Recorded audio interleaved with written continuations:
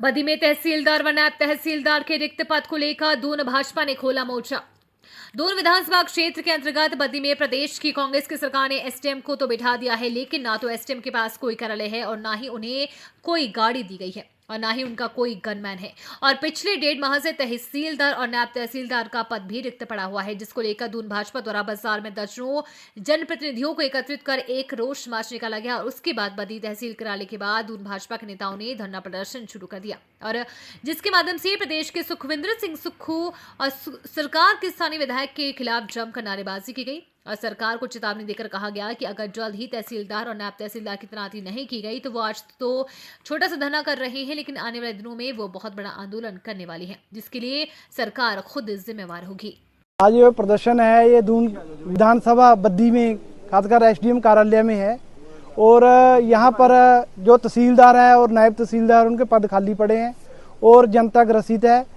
जनता के कोई भी जो सर्टिफिकेट बनाने हैं वो नहीं बन रहे, जनता का कोई इंतकाल है वो नहीं हो रहे, कोई भी काम जो है वो सब रुके हुए हैं। और हमारे यहाँ के जो लोकल विधायक हैं वो इस काम में बहुत फेलियर हैं, ना वो यहाँ इसका मुद्दा मेरे ख्याल में मुख्यमंत्री से उठाते हैं और ना ही इस काम को सीरियस ले रहे हैं। सिर्फ एसडीएम को बिठाने से जनता के काम नहीं चलेंगे। ना तो एसडीएम को कार्यालय है, ना एसडीएम को गाड़ी है, ना एसडीएम को गनमैन है, मतलब कोई भी व्यवस्था यहाँ पर नहीं है। तो अब तो हद होगी कि एक नायब तहसीलदार और तहसीलदार जिसकी हमेशा जरूरत रहती है जनता को, वो पिछले महीने 1.5 महीने से पद रिक्त पड़े हैं। तो लोकल विधायक इसकी बिल्कुल भी इसमें असफल है और मैं समझता हूँ कि वो उनका सरकार में बहुत बड़ा फेलियर है।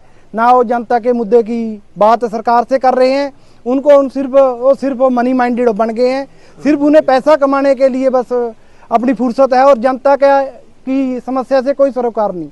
तो जनता बहुत ग्रसित है और इससे भी बड़ा आंदोलन आगे होने जा रहा है। यदि सुखू सरकार ने इसकी सुध नहीं ली तो मेरे ख्याल में बद्दी से सबसे ज़्यादा रेवेन्यू जो है वो ये क्षेत्र देता है, लेकिन इसी क्षेत्र को अनदेखा करना ये सरकार को बहुत महंगा पड़ेगा। दिनों जो है हमारी पंचायतों ने, ये हमारे जनप्रतिनिधि हैं सारे, इन्होंने नगर निगम का विरोध किया था।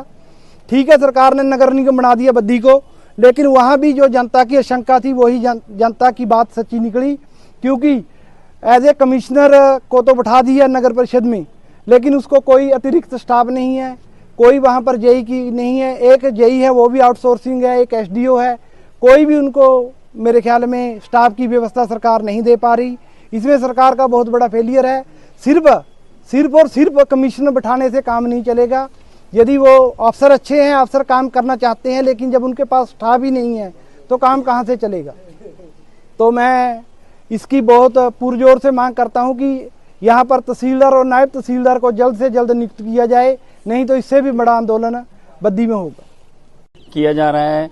जो बद्दी में तहसील में तहसीलदार उप तहसीलदार की जो पोस्टें हैं वो खाली पड़ी है और यहाँ पे हमारे विधायक ने जो एसडीएम बैठाया है अपनी वाहवाही लेने के लिए, एसडीएम तो बैठा दिया पर यहाँ लोगों के कोई भी काम नहीं हो रहे हैं।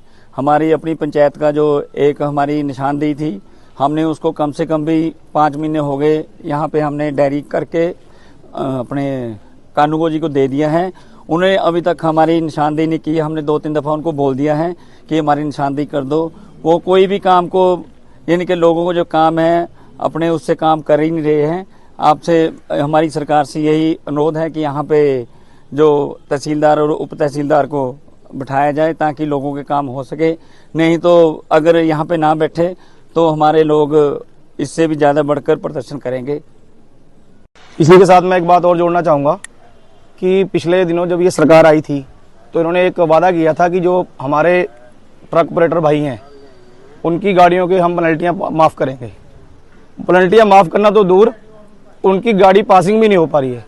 2-2, 3-3 महीने से गाड़ियाँ खड़ी हैं, वो लोग अपनी जेबों से किस्तें दे रहे हैं। तो मैं इसके बारे में माननीय विधायक जी से बोलूँगा कि आपका बहुत बड़ा स्वागत किया था हमने ट्रक यूनियन नालागढ़ में कि आपने हमारे जो टैक्सेस हैं वो माफ़ करवा दिए। तो कृपया इसके बारे में भी ध्यान दे लें, लोग बहुत परेशान हैं। धन्यवाद।